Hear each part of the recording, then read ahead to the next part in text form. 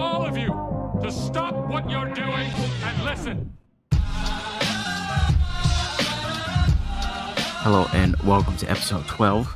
I am Mosh, joined by Corrupted. Hello. Maybe Waver. Who knows? What? Nothing Waver. And Booty God, who is sick as a dog. Rest in peace to him.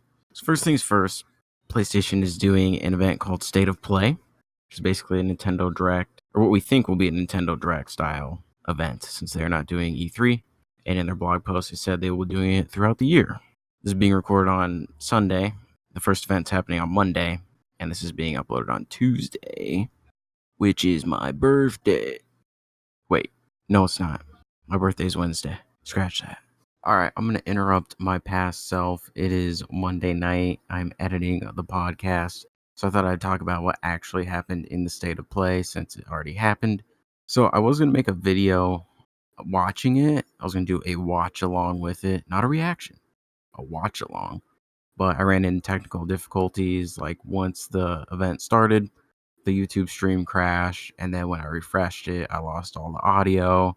So by the time I got the audio fixed, like they were already talking about Days Gone, and then after that was Mortal Kombat and it was over. So, but maybe next time we could do a proper watch along, because I don't like calling them reactions. But anyway, so it was in the style of like a Nintendo Direct. The big question I had was, is it going to be pre-recorded or live? It was pre-recorded. They just went from one game to the next, which is good. It was about 20 minutes long. They started out with a VR game. I feel like they went back and forth. It was like VR game, not VR, VR, not VR. Which, you know, I don't care about VR at the moment because I don't have a PSVR and I probably won't have one for a while. Probably not till, well, definitely not till PS5. Maybe not even till like halfway through the PS5's life because, I mean, I can't justify spending that much money on VR. And then I don't know if I'm going to get sick, like motion sickness. It's just, when VR stuff appears, I tune out. It's cool for the people that like it. It's good for them. I hope the games they showed today, interest people. But for me, every time a VR thing popped up, I was out of it. So the very first thing they showed was Iron Man VR, which looked, whatever. Then they showed Crash Team Racing, and they showed that you can have retro skins. So kind of like the old models, but new. And then they showed, I don't remember everything they showed, because there's definitely some forgettable games in there. But then No Man's Sky Beyond has VR coming to it. So last week when I talked about No Man's Sky, they said that they had 3 major features, that they were going to combine them all into one and call it Beyond. The first one was the online aspect. Now the second feature is the VR, and I guess we have yet to see what the third one is. So No Man's Sky is going to have VR, which is actually kind of interesting, and it makes a lot of sense for a game like that. And they showed some other VR games. They showed Concrete Genie again. No release date, but they gave a release window, fall 2019. Then they talked about Days Gone, showed a new trailer, which is actually pretty good. They showed a lot of stuff that was kind of spoilers. And then they finished it out with a new trailer for Mortal Kombat 11, which is really good. And more reveals. They showed Jax, Kung Lao, Liu Kang, which we know those two are in the game, but I guess this was the official reveal. And they showed Katana too, which I think a lot of people missed, but she was definitely in the trailer. And then that was it. They just ended it. I thought it was okay for what it was. I mean, it was their first one. Like I said, it was 20 minutes, just game after game after game. It was short and sweet. Again, during the blog post, they did say that there were going to be multiple of these throughout the year. So, I mean, they're not going to like show everything they have, on the very first one. They got to kind of spread things out. And I was looking at predictions from people, and people's predictions were insane. They're like, I hope they show Last of Us Part 2 trailer and give us a release date. I want Ghost of Tsushima trailer. I want Death Stranding trailer. They're probably going to announce that the PS5 will be revealed in the summer. I want Final Fantasy VII Remake trailer. They're going to announce a new Twisted Metal and SOCOM. I was like, you guys are like, you're insane. They're not going to announce any of that. People, I guess, thought this was going to be some big press conference or something. Like, no, it's a little thing. And the thing that annoys me about when people make like super bold predictions like that is when those things don't get revealed, those people get mad. And then they get mad at Sony, like, oh, this sucked because you didn't reveal this or that. And it's like, the only person you have to be disappointed in is yourself. Because you hyped yourself up way too much. Also, people got to understand that the difference between this and Nintendo's Directs at the moment is Nintendo has their console out already. They have the Switch. They can announce whatever they want. PlayStation, they're still keeping their mouth shut. They have a lot, behind the scenes stuff that they can't talk about because the PS5 hasn't been revealed yet. Once the PS5 gets revealed, they're going to go nuts. There's going to be announcements like crazy. But for right now, they can't say a whole bunch. So these first few state of plays are not going to be, big time things. They're going to be kind of lackluster. And people need to understand that. I also wonder if they're going to dedicate any of the state of plays to a specific game because Nintendo, some of their directs will be just about Smash Bros. Or just about Pokemon. So I wonder, if we get closer to The Last of Us Part 2's release, will they dedicate a whole state of play to just that game? So it'll be interesting to see, how it plays out. But like I said, it was short and sweet. People should not be expecting too much from this, especially from the first one.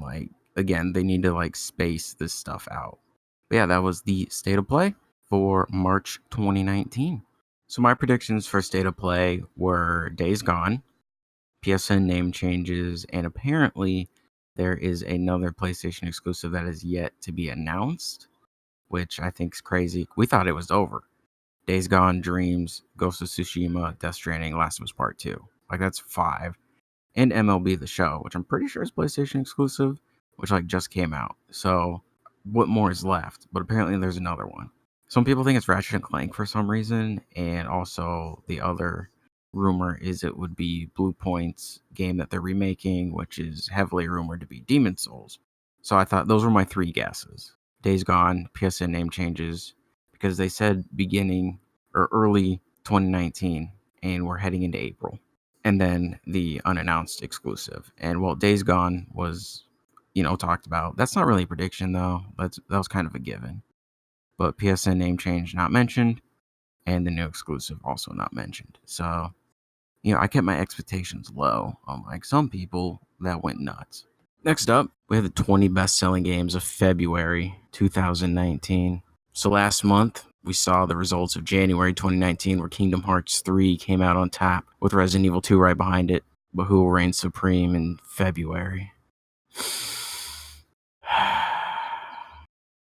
Number 20. It's Spider-Man. For real? Yeah. Oh. Wait, I thought he'd be higher? Wait, you said number 20. I thought you said number 1. I was like, what? How?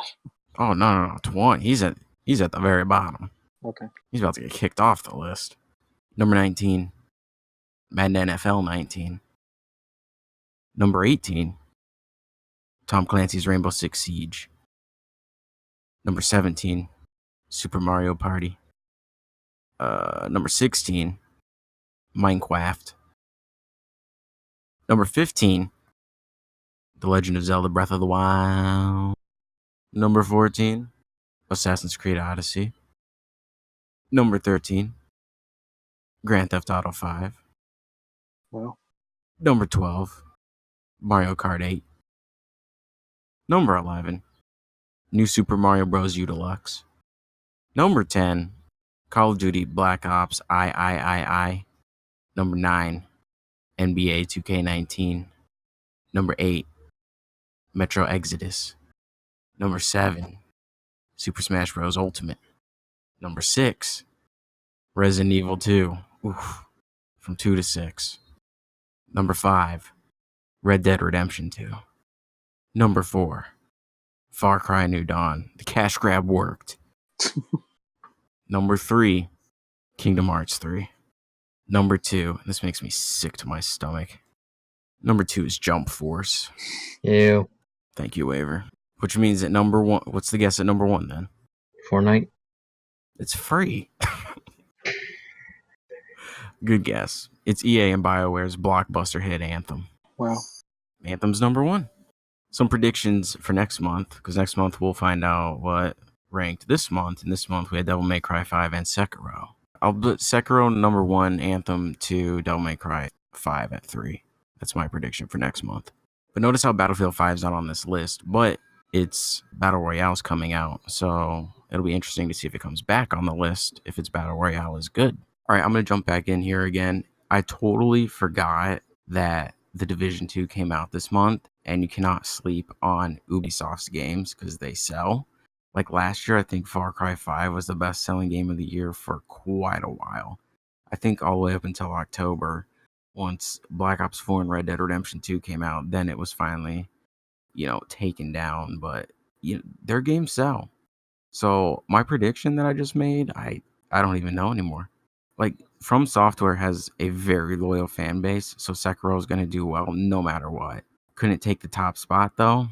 I don't know. Devil May Cry, again, very loyal fan base. Is it enough to get number one? I doubt it. I don't think there's enough people. Anthem, I think a lot of the sales already happened last month. I think a lot of people are waiting for the game to go on sale, so I don't expect it to get number one 2 months in a row. I'd actually be shocked if it did. And The Division, either you hate The Division or you love it. There's really no in between. So I feel like The Division kind of has a cult following, but it doesn't. So I still think Sekiro will be 1, but the rest, okay. Sekiro 1, Division 2, 2, Devil May Cry 5, 3, Anthem 4. I guess that's my new prediction.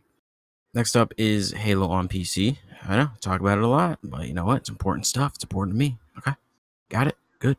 So I don't know who this. I think he's the community manager of 343. I'm not entirely sure, but his name is Sketch, and he did an AMA on Reddit. So I want to go over some of his answers as they are integral to Master Chief Collection on PC. So someone asked him about modding. He said, we are working closely with the members of the modding community, including some friends on the El Dorito team, to explore our options for official mod support, but we won't have this at launch. Our number one priority for launch is ensuring we get each of these core games right for PC, and security anti-cheat is a big focus. As we've stated, this entire offering will grow and evolve over time. And then someone from the El Dorito team said, or they made a blog post, and they basically said that they have talked with 343 and they've had meetings, and that they will be helping them in terms of modding, just not yet because it's not at launch. So down the line, they are going to help 343 out, and hopefully the modding is good because they know what they're doing. So they got to teach these other people what's up. Now to the AMA. I'm not going to read everything he commented on, but I will pick and choose. Someone asks, so since Master Chief Collection on PC will see the games being released chronologically over a period of time, does the team currently have any idea or goals to what the time frame might look like in between each release? Is there currently an internal roadmap that we might be able to get a peek at? And Sketch replied with, right now the priority is getting Halo Reach ready for public flighting, and work is underway almost in parallel for Halo Combat Evolved, which will be the second game. Ultimately, we want to get these games into players' hands as soon as possible. We're hesitant to commit to a firm time frame because the truth is they're ready when they're ready. Flighting will be critical to help us get those titles to a great place, and depending on how that goes, it could lengthen or extend the release cadence. We'll definitely share more details as we start ramping up Flighting. And Flighting is the little test program that they're doing. Go to halo.xbox.com to sign up. We'll have some form of anti-cheat, yes, and we'll share more details down the road. Will the pack be purchasable as a whole, or our only option will be to buy the game separately? Also, just to make sure, will Windows 7 and 8 be supported on the Steam version? Sketch said both. It's the player's choice if they like to purchase each of the games within MCC one by one as they release, or wait and pick them up all at the end. Currently, our focus is on Windows 10 and Windows 7. Windows 8 is still being investigated. Ooh, it's in trouble. Investigation. So it's interesting that you don't have to buy all of them. You just pick and choose. Because on Xbox, when you buy the Master Chief Collection, you get all the games. Like if you don't want Halo 4 on PC, you don't have to have it. If you don't want Reach, you don't have to have it. Which will be interesting because I wonder how that's going to affect the price. Like, how much is each game going to cost separately then? Like $10? Is it cheaper if you buy them all as a bundle? Like, that's a question I didn't see anyone ask. So, to be determined. Oh, well, someone right here asks, any estimate for the price of each game? We'll have more to share on pricing specifics in the future. Our priority now is just getting Halo Reach Flighting ready to go. Great answer. Got me absolutely nowhere. Dr. Sneck asks, Seeing that an Xbox Live account will be required, will progress multiplayer progression carry over from console to PC? Within Master Chief Collection, yes, your progress and progression will carry over between the console and PC versions.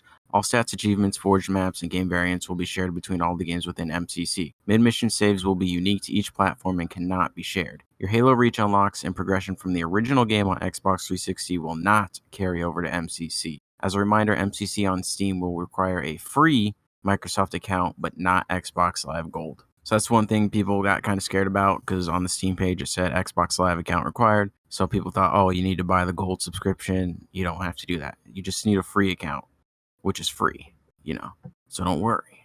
Will there be local split screen multiplayer campaign? Also, will we have the same cosmetic armor rank progression from the original version of Reach? This one is tricky, and the team is still looking at what can be supported. Should we expect to see the same amazing ranking credit system in Halo Reach like it was in the past? First, we're happy to say that Halo Reach and MCC will in fact have the same level of mix and match customization found in the original games, all the individual armor pieces, etc. As to how it's earned, we are exploring a new and deeper progression system that retains the feel of the old systems and blends them with the newer models for game progression, all based on in-game play, no type of monetization or anything of that nature. I think those are mostly the important places I wanted to touch on. So yeah, good news surrounding Halo on PC. They seem to be doing everything correctly. They're taking their time. And instead of kind of like looking at the El Dorito guys and pushing them to the side, they're like, hey, you guys are good at what you do. Like, help us out. Let's combine forces. So everything's looking good. It's good stuff. Another thing I read is that if you have the Master Chief Collection on Xbox, you will get Halo Reach's multiplayer for free. But if you want the campaign, you're going to have to pay for it. And again, no price has been revealed yet. But that's what I've heard. Apex is getting boring. That's it. Okay, let's talk about Apex. What are your thoughts on it over a month in? And what do you think about the new Battle Pass? Yeah, it's not that great. I mean, most streamers have said it's pretty bland. They could have improved it, made it better, which I think is true. It's all just a bunch of skins, and like not even that many skins. It's just like 50 currency. One of the like a lot of the levels is just like you get 50 premium currency. Some levels you don't even get anything, which is pretty stupid. It's pretty lackluster. Isn't that great? They've only released 2 items so far: the Havoc and the new character. Yeah, I haven't bought it yet, and I don't know if I will, because you have to get to level 7, I wish, level 97 to get all the coins back, to make all your money back, so you can buy the next pass for free. You get 1,000 coins at level 97. We don't get 1,000. You'll have accumulated 1,000. Jesus, I don't think I can get to level 97. I streamed this game the first day the Battle Pass came out, and in the 3 hours I streamed it, I leveled up once. It would take me 300 hours to get to level 100. That's just too much time to put into this game. And level 100 is not even the max. It's 110. It's too much, and the skins they're not great. Like, I don't know. I don't think it's worth it. So do you think the game is still fun a month later? It's okay. I think they just need to do more to the map. I don't know. It's been over a month. It's been like 6-7 weeks now. They haven't done anything to the map itself. They've released one character and one gun, and that's basically it. They need to start doing more stuff. What do you mean they need to change the map? Like add more locations, or like just change it up? Like do different things to the map like Fortnite does. I mean, at least when Season 1, like at the start of Season 1, they could have done something to the map to change it. Like add a new location or do something to it to make it more interactive. I don't know. Something that makes the game more fun. That's all I'm saying. Would you rather them change the current map or make a new one and have multiple maps? I don't think they need multiple maps. I think one good map is good. A vehicle would be fun. Well, what kind of vehicle though? Like one that's like not overpowered, like you can't run people over with it. It's just like completely just a vehicle that lets you move around the map. So all 3 people can sit in it? Yeah, I guess. Will it have a turret? No. It's just completely just for mobility purposes. Maybe like an ATV or something. I could get behind that. Just don't make it too powerful. Like maybe not. Maybe it's like a limited time you can use it. And once you use up all the gas or something, you can no longer use it. Just to make it kind of a balanced vehicle. Alright, so next up we have Life is Strange 2. Episodes 3 through 5 now have release dates. So, episode 3 will be released on May 9th on PC. Happy birthday, Corrupted. Thank you. Yeah, you're welcome. See, I remember your birthday. I knew you remembered mine. You just didn't want to say anything. You've never told me before.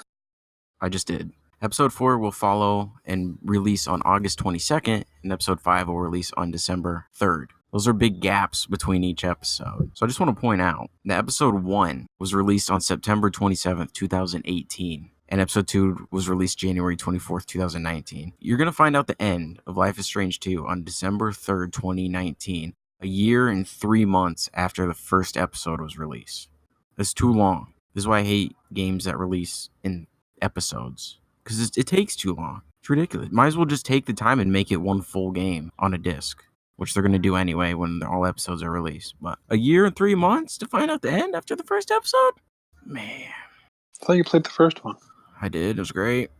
And then I played the prequel, and it was also pretty good. And I have not touched the sequel yet because I wanted to wait for all the episodes to come out. But, you got to wait till like 2020 now. So, PS4 and PS3 exclusives, Detroit, Become Human, Beyond Two Souls, and Heavy Rain are no longer PlayStation exclusives. They are coming to PC. This article is from GameSpot. It says big changes afoot for French developer Quantic Dreams, and it's good news for PC gaming fans. Some of the studio's most popular games, including Heavy Rain, Beyond Two Souls, and Detroit Become Human, are coming to PC. They'll debut first on the Epic Games Store with a 1-year exclusivity window before launching on other unspecified PC stores, Quantic said in a press release. That means Steam. This is a big deal considering these games were previously not only exclusive to console, but only on the PlayStation family. And in case of Detroit, it was released as a PS4 exclusive back in May 2018, less than a year ago. The new PC releases join a variety of other new Epic Games Store exclusives announced this week. We are grateful for 12 fantastic years of collaboration with Sony Interactive Entertainment and all they have allowed us to create and produce. Quantic Dreams co-CEO, holy God, what a name that is, Guillaume de Fondamiere, Close enough. said in a statement. It's French. I mean, I don't know. You can't trust French people, first of all. That's rule number 1 of life. French people will kill you. I thought it was the Germans. No, it's the French. If you turn your back on a French person, they see that as an opportunity and they will strike. Trust me. I have a boy out in Belgium. He's got intel on the Frenchies. It's just stay away. French guy says we can now expand our products to a wider fan base and allow PC players to enjoy our titles. Quantic's earlier titles, including The Nomad's Soul and Indigo Prophecy, aka Fahrenheit, were released on PC along with additional console platforms in some cases. We're extremely excited for the Epic Games Store to host such a well-known and established video game studio like Quantic Dreams. Epic Games, Steve Allison said in a statement. Thank you, Steve Allison, for having a normal name. Their games have truly pioneered the genre of interactive storytelling, and with their expansion on other platforms, we are truly honored they choose to take that first step with Epic Games. Heavy Rain, Beyond Two Souls, and Detroit Become Human will launch on the Epic Games Store later this year. However, Quantic didn't provide specific release dates or pricing details. Quantic is going through big changes, though it was never owned by Sony. The company exclusively released its games on Sony machines since 2010 with Heavy Rain. Now the company is working on new IP that will come to multiple platforms, should I say, while it's taken on NetEase as a minority stakeholder to help fund its future technologies. NetEase, a Chinese internet company, is itself making moves lately. The company also invested $100 million into Bungie to develop non-Destiny games. The company also poured $30 million into Second Dinner, a small team founded by Hearthstone developers who are making a Marvel game. Ooh, Marvel. Looking to Quantic's future, studio boss David Cage said the company aims to become a global multi-franchise company that retains its independence, and raising the money from NetEase will help it achieve that. We want to keep developing original games in the genre we pioneered, but also expand our audience by being present on all platforms, he said. As for the Epic Games Store, it's attracted a number of developers since its launch in 2018. Unlike other PC game stores, the Epic Games Store gives developers 88% of revenue while keeping only 12%. We got a new update for the Red Dead Online, The Road Ahead. With each passing week, we continue to add more to the Red Dead Online beta. In the next 4 weeks, we'll bring new showdown modes and racing modes, as well as new free roam event that launched earlier today. This was from a few days ago. Alongside incorporating player feedback and addressing existing issues, the beta period has allowed us to lay the groundwork for the more advanced aspects of Red Dead Online still to come. Our experience of building other online worlds has helped us create a more evolved foundation for the open spaces of Red Dead Online, but the world of Red Dead Online will evolve in its own unique direction, one in which players have greater freedom to customize their playstyle uniquely over time, allowing them to sink into the world and their character feel more connected to the experience of living as cowboys, outlaws, and gunslingers in the wilds of the 19th century America.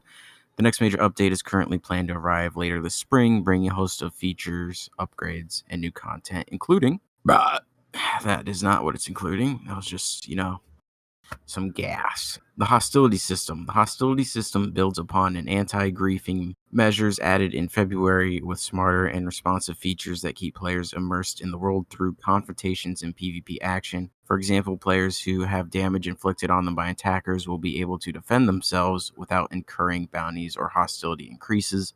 Previously, the attacker and target would be marked as an enemy. Now the attacker who inflicts damage will be immediately marked as an enemy. To the attacked player, players will not accumulate hostility increases for killing other players who are marked as an enemy. Hostility increases will not apply within structured events such as free roam events, free roam missions, showdowns, and races. Engaging in player versus player behaviors related to free roam missions will not incur hostility increases. However, attacking other players not engaged in the activity will cause your hostility level to rise. The hostility system has many more functions and will help balance experiences for all play styles. Offensive and defensive playing style options. Some players just want to immerse themselves in the world, riding, hunting, and fishing in peace. We want to offer these options while allowing players to coexist comfortably alongside other players in the world. The offensive play style is much like the current free roam play as we know it, while the defensive play style is a more evolved version of the passive mode concept, designed for Red Dead Online's more grounded experience, giving players more flexibility in how they interact with the world, and at the same time de-emphasizing hostile contact with other players. Choosing the defensive option introduces balances that complement a less confrontational approach. Defensive players cannot be lassoed by rival players, although if a defensive player lassos another player, they'll be removed from defensive play and incur a significant hostility level increase. Defensive players will trade the ability to lock on to other players for the benefit that other players will not be able to lock on to defensive players. While defensive players can target and be targeted in free aim, they cannot deliver or receive critical hits. If a defensive player is attacked with a headshot, they'll survive and be able to defend themselves via the hostility system or escape, all while remaining defensive. There are several other adjustments that come with the defensive playing style, all of which are built to work seamlessly with systems like hostility and bounties to keep all players rooted in the world. Some other new additions include more A Land of Opportunity missions, continue Jessica Leclerc's search for revenge as you explore the path of a gunslinger or an outlaw, new free roam mission givers and mission types. Red Dead Online is set in the years before the single player story, so expect to encounter a range of new and familiar faces as you traverse the frontier. The introduction of dynamic events, fight off ambushes, initiate rescues, defend folks in need, and more as you travel across the world. All this plus updates to the character creator, restructured daily challenges that eliminate hostile gameplay in free roam, and introduce streaks for bigger rewards, the return of another classic weapon, the Lamat revolver from the original Red Dead Redemption, and more. In the coming months, we will continue to add features and content that will allow players to immerse themselves in the world of Red Dead Online in brand new ways as they choose what kind of life they will make for themselves in Frontier America. That was amazing. Thank you. I've never read so much in my life. There's not a whole lot going on this week in music. Next week, this Friday will be the new Whitechapel album, so we talk about that next week. And then the week after that's the new Periphery album. But yeah, so music stuff. Nothing going on until next week. There's some drama in the Slipknot world, but I don't really want to talk about that yet because I need more information. But I'm very aware of it. And the fan bases make me pretty mad. And I don't know how much longer I can hold my tongue about it. With all that said, I feel like we are at the end, so it's time for weekly picks. Corrupted, do you have anything? I don't have anything. Nothing new. What was the last thing you ate? Yogurt. All right, Corrupted's pick this week is yogurt. Eat some yogurt. What flavor was it? It was coconut. What? What? Make coconut yogurt? Yeah. Is it... Okay. It's good. If you say so, I believe you. I like yogurt and I like coconut, so I mean, I might have to go on a journey. Do you have anything that you would like to recommend this week, Waver? Be careful of your internet, boys. Waver's pick, internet security. Because I had a journey with mine. Yeah, as in 10 Story minutes time. ago. As soon as you were talking, I looked at my internet. Turns out all the light indicators, or the LED, turned off. And as soon as that turned off, pretty much you guys were still talking. And give it about 5 minutes, or maybe, no, less than 5 minutes, it started to fix itself. I was this close to turning off my system, but I wait. Patience is a virtue. So you're saying ghosts were involved. My pick this week is going to be a band called Dead, which is DED. They're a local band from here in Arizona. They have one album out, and they're releasing a new one sometime this year. But it's really good. Their debut album. It's called Misanthrope. And these guys run a bunch of local bands here. And then they decided to leave those bands and combine forces into one. It's good stuff. I very much enjoy it. So check out Dead. All right, I'm going to end it there. So thanks for listening. And we'll talk to you guys next week. Goodbye.